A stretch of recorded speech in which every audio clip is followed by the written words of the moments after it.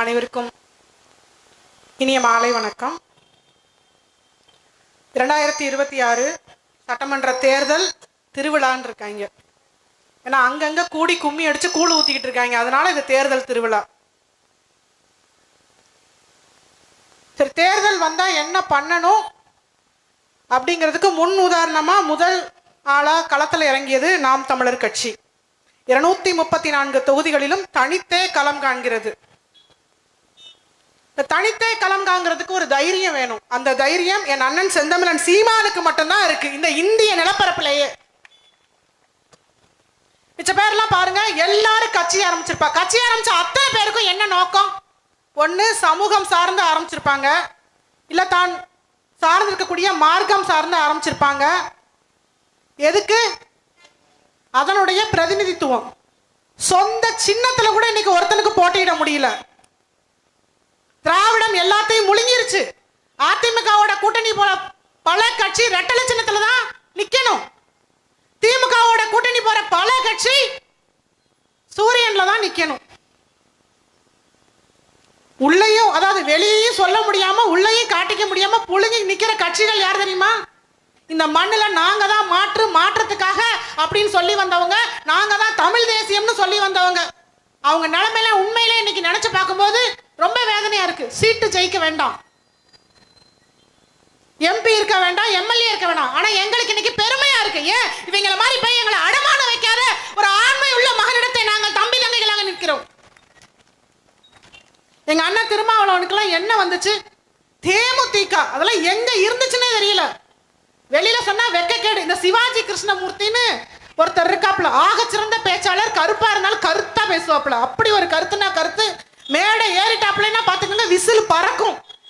அப்பேற்பட்ட சிவாஜி கிருஷ்ணமூர்த்தி அந்த அம்மா பிரேமலதாவை பத்தி என்னென்ன பேசியிருக்கான்னு ஒரு நிமிஷம், ஒரே ஒரு நிமிஷம் அந்த அம்மா அந்த வலையொலியை ஸ்க்ரோல் பண்ணிச்சுன்னு வச்சுக்கோங்க, சத்தியமா நிக்கவே முடியாது. 10 சீட்டு 11 சீட்டுன்னு உள்ள போய் நிக்கிட்டாங்க. உண்மையிலே ஐயா விஜயகாந்த் இருந்திருந்தாருன்னா என்ன நினைச்சிருப்பாருன்னு தெரியாது. வடிவேலுவை வச்சு ஐயா விஜயகாந்த் இன்னைக்கு ஒண்ணு இல்லாம ஆக்கி இன்னைக்கு சமாதியாக்குனது இந்த கூட்டம் தான். ஒரு குடி நோயாளியா மனநோயாளியா மக்களிடத்துல சித்தரிச்சது ஊடகங்களை வச்சு யார் பண்ண வேலை? இந்த திமுக தான். ஆனா 10 சீட்டுக்கு அந்த மனுஷனோட மொத்த லட்சியத்தையும் அவர் சமாதியிலையும் இந்த அம்மா சமாதி ஆக்கிருச்சுன்னா இவங்களை நம்பி போறவங்களோட நிலைமை என்ன? இந்த மாதிரி நோட்டுக்கு சீட்டுக்கு ஓட்டுக்குன்னு ஓட்டுக்காக மக்களை அடமான வைக்கல, சீட்டுக்காக நம்பி இருக்கிற தம்பி தங்கங்களை அடமான வைக்காம நிக்கிற ஒரே மகன் என் அண்ணன் செந்தமிழன் சீமான் மட்டும்தான். மக்களுக்கு இன்ன வரைக்கும் அரசியல் புரிதல் எதுவுமே கிடையாது, அடிப்படை புரிதலே கிடையாது. எதுக்காக வாக்கு செலுத்துறோம்? எதுக்கு முதல்ல தேர்தல் வருது? 5 வருஷத்துக்கு ஒரு தடவை தேர்தல் வருது. இது யாரு காசு எடுத்து செலவு பண்றாங்க? இந்த 5000 தரேன் 10,000 தரேன்ற எங்க இருந்து தருவாங்க? இதை எதுக்கு? முதல்ல ஓட்டு போடுறது அவங்களுடைய உரிமை, யாரை தேர்ந்தெடுக்கணும்னு அது அவங்களுடைய உரிமை. இதுக்கு எதுக்கு காசு கொடுக்குன்ற அடிப்படை புரிதல் துளி கூட இல்லையே மக்கள்கிட்ட. எதுக்குங்க நீங்க எனக்கு ஃப்ரிட்ஜ் தரணும், நீங்க எதுக்குங்க 1000 ரூபாய் தரணும்? இது எல்லாத்துக்கு மேல நீயே என் பிள்ளைக்கு தாய் மாமன் ஆகணும். வராங்க தாய் மாமன் நாய் மாமங்கெல்லாம் வராங்க. இவெல்லாம் எங்க கடந்தானே தெரியல இந்த தாய் மாமன் நாய் மாமன்லாம். சரிடா, யார் வீட்டுக்கு போனான்னு பார்த்தா மும்பைக்கு போறேன். நான் முதல்ல மும்பையில தாய் மாமன் ஆயிக்கிறேன், அப்புறம் தமிழ்நாட்டுல தாய் மாமன் ஆயிக்கிறேன். வெக்கமா இல்ல? இவன் முன்னாடி ஒரு கூட்டம் போது கேட்டா இவன் தீய சக்தியா, இவன் இருந்து காப்பாத்துற இவன் தூய சக்தியா? சரிடா, நீ தூய சக்தின்னு என்னடா செஞ்சன்னு கேட்டா ஒரு மண்ணும் கிடையாது. ஆனா பேச்சு மட்டும் கிழிச்சு கேப்பை நடுற மாதிரியே பேசுறான் அவ்வளவு. ஏன்னா அவன் என்ன பேசுறான்னு அந்த கூட்டம் கேட்டதே இல்லை, எதுக்கு கத்துதுன்னு அதுக்கும் தெரியல. ஏன் அவனுக்கே அவங்க கூட்டத்திட்ட இருந்து பாதுகாப்பு இல்லாம அவன் கிறிஸ்டப்பாவை நம்பி நிக்கிறான். ஒரு கிறிஸ்டப்பாவை நம்பி நிக்கிறவனை நம்பி நீ போனா நீ எதை நம்பி நிக்குவ? அவன் சொல்றது எவனாவது என்னைக்காவது கேட்டிருக்கானா? ஏன்னா இவன் தான் அவன் அப்படி வளர்த்து விட்டுருக்கான். என்ன சொல்றான்? ஒரு தடவை முடிவு பண்ணிட்டேனா என் பேச்ச நானே கேட்க மாட்டேன்ட்டான். அப்புறம் அவன் கூட்டிட்டு வந்த கூட்டம், ஏலே நீயே உன் பேச்ச கேட்க மாட்டேன், நான் என்ன மைத்துக்கிட்ட கேட்கட்டு போயிட்டேன். அவன் ஒருத்தன் கேட்க மாட்டேன், அவன் பேச்ச கேட்கவே மாட்டான். கேட்டிருந்தா திருத்திருப்பானே. 41 உயிர் அனாமத்தா போயிருக்காது. 41 உயிரை கொண்டுட்டு ஒரு மாசம் நல்ல பனையூர்லயும் பட்டினப்பாக்கத்துலயும் நல்ல ஓய்வு எடுத்துட்டு அந்த மூதேவி வந்து திரும்ப பேசுது. ஈரோடு மண்ணில் நின்றுட்டு அந்த ஈர வெங்காய மண்ணில் அவன் பேசுறான். ஏன் மக்களை தொட்டா இந்த விஜய் அங்க நிப்பான். சரிடா, உன் மக்கள் 41 பேர் உங்க மக்கள் இல்லையா? அவன் யாரா வட மாநிலத்துல இருந்து இறக்கி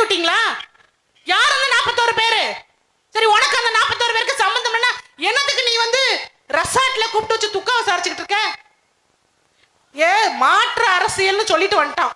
இப்ப என்ன மாற்று பண்ணணும், மண்டையிலே ஒண்ணும் கிடையாது அதுக்கு. ஏன்னா பஞ்ச் டைலாக்லயே அரசியல் பேசிடலாம்னு எவனா அவன் ஆள் மனசுல சொல்லியிருக்கான். நீ தான் சந்திரமுகி, பஞ்ச் டைலாக் பேசியே அரசியல் பேசி நீ அடுத்த கட்டத்துக்கு ஒப்பேத்திடலாம்னு சொல்லி வச்சிருக்காங்க. அவன் நம்பி களத்துல இறங்கிட்டான். இப்ப என்ன ஆயிடுச்சுன்னா, இந்த திமுக அதிமுக செஞ்ச ஊழல்களை பேசுறதுக்கு இடமே இல்லை. ஏன்னா இவங்க அடுத்து இளைய தலைமுறை இவனை நம்பி பின்னாடி போய்கிட்டு இருக்கு. இப்ப அரசியல்ல இருந்து இந்த மக்களை காப்பாத்துறதா, இவன் பின்னாடி போற கூட்டத்துக்கு தெளிவுபடுத்துறதான்னு தெரியாம இன்னைக்கு எல்லாமே செய்ய வேண்டிய காலகட்டத்துல நம்ம இருக்கிறோம். இந்த மண்ணுக்கும் மக்களுக்குமாக நாங்க ஆட்சி செய்ய வந்தோம்னு சொன்னவங்க ஒருத்தருமே உங்களுக்கு எதுவுமே பண்ணல. அதுக்கு என்ன சான்று தெரியுமா? அப்படி ஏதாவது ஒண்ணு செஞ்சிருந்தா ஒருத்தனை 1000 ரூபாய் தர வேண்டியது இல்ல, ஒருத்தர் 2000 ரூபாய் தர வேண்டியது இல்ல, மூணாவது வந்த தாய் மாமா 2500 ரூபாய் மொய் எழுத வேண்டியது இல்ல. ஏதாவது ஒண்ணு செய்ய, அதாவது செய்யணும்ன்ற நோக்கம் இருக்கிறவன் அவன் வரல களத்துக்கு. ஆனா உண்மையிலேயே அவனுக்கு நோக்கம் இருந்தா இந்த கூட்டம் தானே சொல்லுச்சு, வேண்டாம் வேண்டாம் இலவசம் வேண்டாம்னு சொன்னோமே, இந்த வந்துட்டான்ல. ஏன்னா அவனுக்கு எதுவுமே தெரியாது. எழுதி கொடுக்குறவன் என்ன எழுதி கொடுக்குறானோ, அங்க எப்படி ஸ்கிரிப்ட் எழுதி கொடுப்பாங்களோ அந்த டைலாக பேசுவான். இங்க எவன் ஜான் ஆரோக்கியசாமி இப்ப 4 கூட சேர்ந்துருக்கு, அது என்ன எழுதி தருதோ அதை பேசிட்டு போகும் மூதேவி. இதுக்கு ஒண்ணுமே தெரியாது. உலகத்திலேயே அதாவது கருணாநிதியின் மேல 1000 விமர்சனம் இருக்கலாம், ஆனா அந்த மேடையில வந்து அவர் மனைவி தாயால மேல தப்பா பேசுனதே கிடையாது. எம்ஜிஆர் மேல 1000 விமர்சனம் இருக்கலாம், அவர் வந்து அவர் மனைவியே பேசுனது கிடையாது. ஆனா ஒட்டு மொத்தமா மகளிர் தினம் கொண்டாடுறாப்ல. எப்படி? நல்லா கேட்டுக்க, மகளிர் தினத்தை பெண்களை கூட்டி வச்சுக்கிட்டு தன் சொந்த மனைவி 25 ஆண்டுகள் வாழ்ந்த மனைவியை, ஒரு 2 பிள்ளைகளுக்கு அதான அம்மா, அந்த பிள்ளைகளுக்கு எதிர்காலம்னு ஒண்ணு இருக்குல்ல, மேடை ஏறி சொல்றான். அதெல்லாம் நீங்க அதை பத்தி நீங்க கவலையப்படாதீங்க, அது ஒர்த் இல்ல அப்படிங்கிறான். கட்டிய மனைவியை ஒருத்தலன்னு ஒருத்தன் மேடை ஏறி சொல்றானா, ஏய் அவனை பெத்தவங்களையும் அவன் தெருவுல விட்டுட்டான், அவன் பெத்ததுகளையும் தெருவுல விட்டுட்டான், உங்களை எல்லாம் காப்பாத்துன்னு எந்த நம்பிக்கையில பின்னாடி வர? இந்த வடிவேலு சொல்லுவாப்ல, பெத்தவங்களை விட்டுட்டு வரல பெத்ததுகளை விட்டுட்டு வந்திருக்குமான்ல, அது அந்த பொம்பளைக்கு பொருந்துச்சோ இல்ல இந்த மூதேவிக்கு கரெக்டா பொருந்தது. பெத்த பிள்ளை தனியா கிராஜுவேஷன் வாங்குது அண்ணனோட போய், அப்பா அம்மா 70ஆம் கல்யாணத்தை அனாதையா கொண்டாடுறாங்க. இவர் என்ன பண்றாரு, நடிகையோட ஜோடி ஓட்டு வராப்ல, அவரால் என்ன முடியுமோ அதை சிறப்பா செய்யறாப்ல. சிறப்பா செய்யறாங்கன்னா சிறப்பா செய்றீங்க. நீங்க எல்லாம் எவனாவது அவனுக்கு வக்காலத்து வாங்கிட்டு சோசியல் மீடியால எழுதுறாங்க. இன்னைக்கு என்னன்னா, இவனுக்கு திடீர்னு ஞானோதயம் வந்து கமிஷனர் ஆபீஸ்ல கம்ப்ளைண்ட் கொடுக்க போயிருக்காங்க. இத்தனை வருஷ காலத்துல இவன் கூட்டம் பூரா அவ்வளோ ஆபாசமா எழுதுறாங்க பெண்களை. அது எங்களை நீங்களா பாத்தீங்கன்னா எங்களுக்கு இல்ல அவ்வளவு எழுதிருப்பாங்க. எங்க கட்சி பிள்ளைகள் யார் எழுதினாலும் சரி, எங்க அண்ணன் தம்பி எங்க அக்கா தங்கச்சி யார் எழுதினாலும் அவங்களுக்கு இல்ல ஆபாசமா. திமுக சொன்னால 2 பேருக்கு தான் போட்டி, சத்தியமா நான் ஒத்துக்கிறேன், இவங்க 2 பேருக்கு தான் போட்டி. எதுல? துண்டு சீட்டு A4 சீட்ல.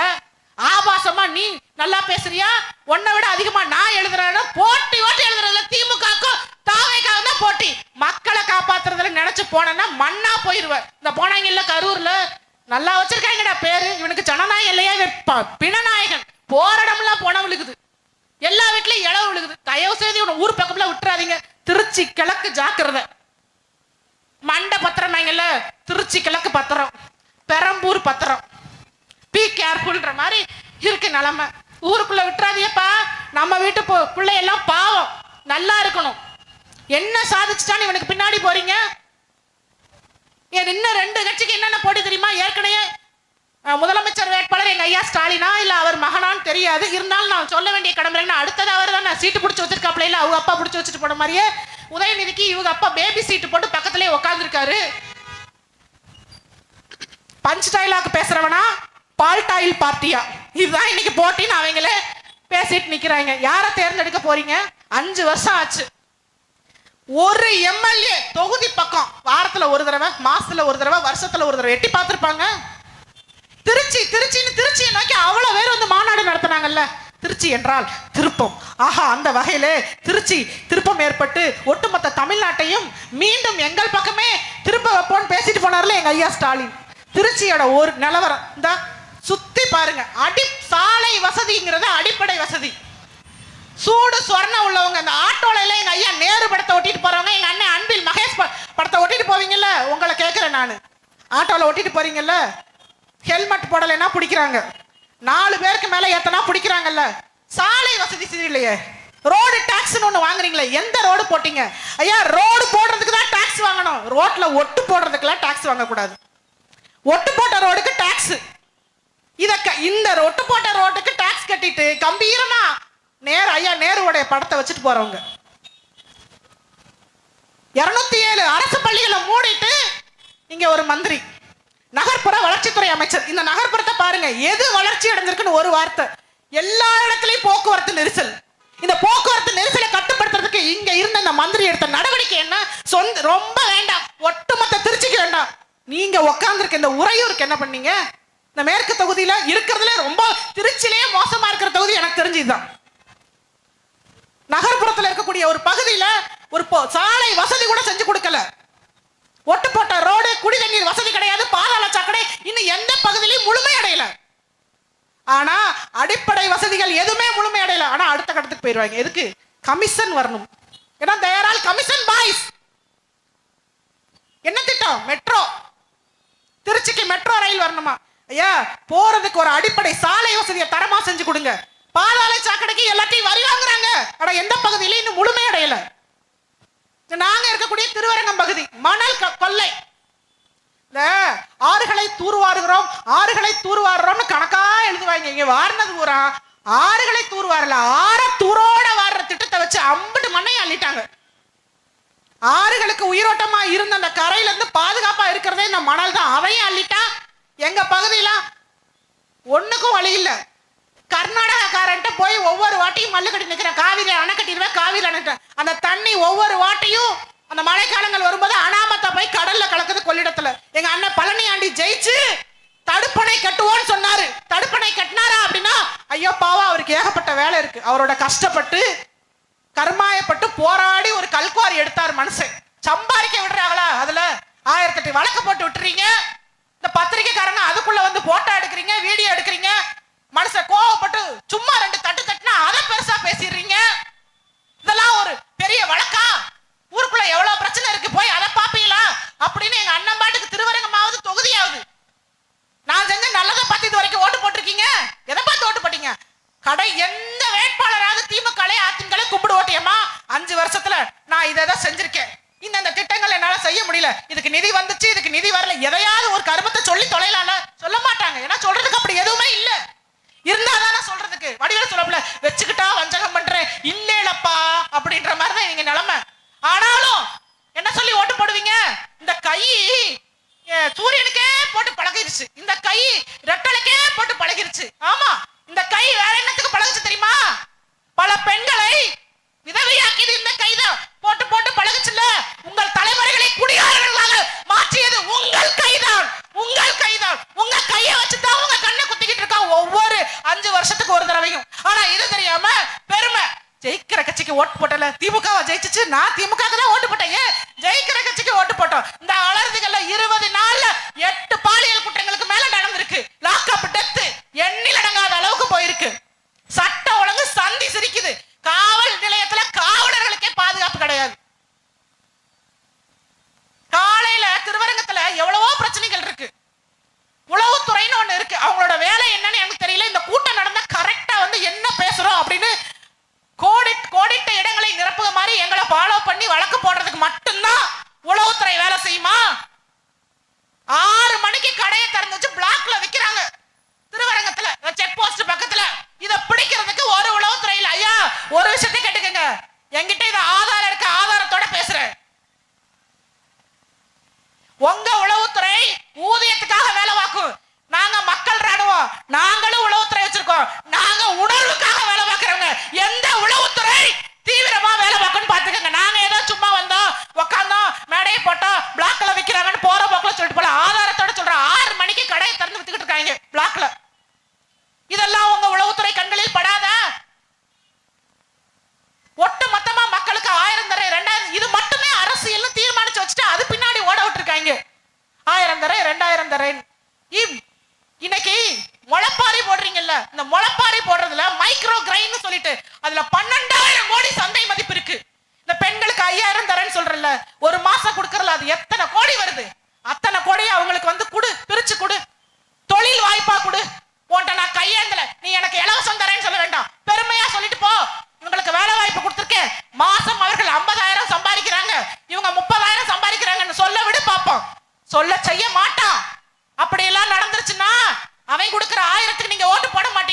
அவன் கடையை மூடணும். கடையை மூடிட்டா நீங்க எல்லாம் சிந்திச்சிருவீங்க. சிந்திச்சுட்டு அந்த இப்படி வந்து கேட்பீங்க, யார் திராவிடர்னு எல்லாரும் கேட்டீங்கன்னா அவன் ஜோலி முடிஞ்சு. இதுதான் அடிப்படை காரணம். இப்படி எது ஒண்ணும் செய்ய மாட்டாங்க. நான் தம்பி பேசும்போது கூட சொன்னாப்ல, கழிவறை கூட இந்த மருத்துவமனையில சிறப்பா இல்லைன்னு. சரியா இல்ல, ரொம்ப மோசமான. தம்பி, மருத்துவமனையே அந்த லட்சணத்துல தான் இருக்கு. நீங்க கழிவறைக்கு போயிட்டீங்க. மருத்துவமனையே ரொம்ப மோசமான நிலைமையில தான் இருக்கு. ஒரு அடிப்படை வசதி கூட செஞ்சு அவங்களால கொடுக்க முடியாது. நீங்க அப்படியே போங்க, இதே தொகுதி தானே, இந்த மருத்துவமனைக்கு போய் பார்த்துட்டு உண்மையிலேயே சூடு சொரண இதெல்லாம் இருந்துச்சுன்னா போய் பாருங்க. போய் பார்த்துட்டு அப்படியே காவேரி மருத்துவமனைக்கு போய் ஒரு ரவுண்ட் அடிங்க. ரெண்டுமே ஒரே ஆள் கட்டுப்பாட்டுல தான் இருக்கு. அமைச்சரா இது என்ன லட்சணத்துல இருக்குன்னு பாருங்க. தனியார் முதலாளியாக அது என்ன எப்படி இருக்குன்னு பாருங்க. உலகத்தரம் வாய்ந்த ஒன்றை தான் தனியார் முதலாளியாக கொடுக்க முடியும் என்று நிரூபித்த இந்த பகுதி அமைச்சருக்கு மக்களின் காவலனாக ஒன்னும் பண்ண முடியல, ஒண்ணுமே பண்ண முடியல. இதெல்லாம் வேடிக்கை பார்த்து தானே கடந்து போறீங்க. இன்னைக்கு இந்த பிரச்சனைகளை எந்த மீடியாவும் பேசாது. சமீபத்தில் புதிய தலைமுறை ஒரு நிகழ்ச்சி பண்றாங்க. எப்படி ஜனநாயக திருவிழா அப்படின்னு பண்ணாங்க. என்ன பண்றாங்க, மக்களை உட்கார வச்சுக்கிட்டு இந்த பகுதியில என்னென்ன பிரச்சனை இருக்குன்னு கேக்குறாங்க. மக்கள் உட்கார்ந்து சொல்றாங்க, சார் இங்க சாக்கடை வசதி இல்ல, சார் இங்க குடிநீர் வசதி இல்ல, சார் திருவெரும்பூர்ல சொல்றாங்க இங்க சர்வீஸ் ரோடே இல்ல. மந்திரி வந்து எங்களுக்கு வாக்குறுதி கொடுத்தாரே தவிர எதை ஒன்றை நிறைவேற்றல. அடிப்படை பிரச்சனை தான் சொல்றாங்க. அடுத்த கட்ட வளர்ச்சிக்கு கூட போகல. மேம்பாலம் இல்ல, சாலை நெரிசல் அது கூட வேண்டாம், அடிப்படை வசதியே செய்யல. இது யாரு எங்க பேசணும்? ஒவ்வொரு 5 வருஷமும் உங்களை தேர்ந்தெடுத்து சட்டமன்றத்துக்கு அனுப்புறோம். அங்க போய் மக்கள் பிரச்சனையை பேசி தீர்த்துட்டு வாங்கன்னு அனுப்புனா அங்க போய் என்ன பண்ணீங்க? பல்லாங்குடி விளையாண்டீங்களா? பானிபூரி சாப்பிட நாடாளுமன்றத்துக்கு பல்லாங்குடி விளையாட சட்டமன்றத்துக்கு போறீங்களா? எதுக்கு போறீங்க? இது எதுவுமே இத்தனை குற்றங்களையும் நாங்க சொல்லும் போது இது அத்தனைக்கு மூல காரணம் யார் தெரியுமா? மரத்தோட கிளை இலைதான் இந்த அமைச்சர்கள் எம்எல்ஏக்கள். வேறு யாரு தெரியுமில்ல? அதிகாரத்தை கொடுத்து இந்தாப்பா நீ 1000 தான் நான் அதிகாரம் தரேன்னு கொடுத்தீங்கல்ல, நாம தான் குற்றவாளி. அதை என்னைக்கு உணராத வரைக்கும் இந்த சமூகத்தை மாற்றவே முடியாது. இன்னைக்கு நாங்க வந்திருக்கோம், வீட்டுக்கு ஒருத்தருக்கு அரசு வேலை, கௌரவமா வாழலாம், பெண் பிள்ளைகளை தொட்டா மரண தண்டனைன்னு சொன்ன ஒரே ஆலியா அண்ணன் சீமான் மட்டும்தான். உங்க வீட்டு பிள்ளைகளுக்கு பாதுகாப்பு வேணாமா? பெத்த பிள்ளைய பாதுகாக்கணும்னு நினைக்கிற அத்தனை பேரும் தேட வேண்டிய ஒரே சின்னம் ஏற்கனவே விவசாயி. அதை விட்டுட்டு இந்த கோயிலுக்குள்ள போனா பெண்களை கூட புடிச்சு தள்ளுற என்ன வேலை? பெரியார்த்தனம், கருணாநிதித்தனம். இந்த பெரியார்த்தனத்தையும் கருணாநிதித்தனத்தையும் ஒட்டுமொத்தமாக இந்த சமூகத்தில் அகற்றிட உங்களுக்கு இருக்க ஒரே மாற்று நாம் தமிழர் மட்டும்தான். அதுக்கு நீங்க செய்ய வேண்டியது என்ன? நீங்க ஓட்டு போட போகும்போது ஒரே ஒரு விஷயத்தை மட்டும் சிந்திச்சுக்கங்க. என் பிள்ளை படிக்க வேண்டும், குடிக்க வேண்டாம் அப்படின்னு நினைச்சா போடு ஏற்கனவே விவசாயிக்கு. என் பிள்ளைக்கு பாதுகாப்பு வேண்டும், மோசமான சமூகம் வேண்டாம்னா போடு ஓட்ட விவசாயிக்கு. என் கணவர் வாழட்டும், உயிரோட வாழட்டும், நிம்மதியாக வாழட்டும். மொத்தத்துல சமூகத்தில் குடும்பங்கள் குடும்பமாக நிம்மதியாக வாழ வேண்டும் நினைத்தால் தேடுங்கள் விவசாயியை, போடுங்கள் உங்கள் வாக்கை. இந்த நிறுத்திருக்கோம் 4 வேட்பாளர்கள். திருவரங்கம் தொகுதி என் தம்பி மு தர்மராஜ் வழக்கறிஞருக்கு படிச்சுட்டு இருக்கிறார். பார்த்திருப்பீங்களே, உங்க மற்ற கட்சியில பாருங்க இடைத்தேர்தல் நடத்துற மாதிரி வேட்பாளர். நாங்க தான் இளைஞர்களை நிறுத்தி இருக்கிறோம். அடுத்தது தேக நலனை காப்பது போல் தேச நலனை காப்பதற்காக மருத்துவரை நிறுத்திருக்கிறோம். எங்களுடைய சகோதரர் வே கிருஷ்ணசாமி. அடுத்தது என்னுடைய தங்கை, இந்த திருச்சி மேற்கு தொகுதி. நீங்க சொல்லுவீங்களா ஜாம்பவான்களை எதிர்த்து என் தங்கையை நிறுத்திருக்கிறோம். கடின உழைப்பாளி ஆசிரியை என் தங்கை புவனேஸ்வரிக்கு வாக்கு செலுத்துங்கள். என்னுடைய அண்ணன் ஜல்லிக்கட்டு ராஜேஷ் நான் ஏற்கனவே ஒருத்தன் சொல்லிட்டு காலை வரும்போது புல்லுக்கட்டை கொடுப்போம்னு. புல்லுக்கட்டு கொடுத்தா பூம்பூ மாடு கூட கட்டுப்பாடு ஆகுதா? ஜல்லிக்கட்டு காலை எங்கடா கட்டுப்படும்? நாங்க ஒரிஜினல் ஜல்லிக்கட்டு காலையை நிப்பாட்டிருக்கோம், பாத்துக்கங்க. திருவெரும்பூருக்கு விடிவு காலம் வேணும்னா அவர் தான் வேட்பாளர், அவர் தான் வெற்றியாளராக வேண்டும். உங்களுடைய நீங்க எந்த தொகுதியே வேணாலும் இருங்க, உங்களுடைய வாக்கு செலுத்த வேண்டிய சின்னம் ஒரே சின்னம் தான். உங்கள் வாழ்வு செழிக்க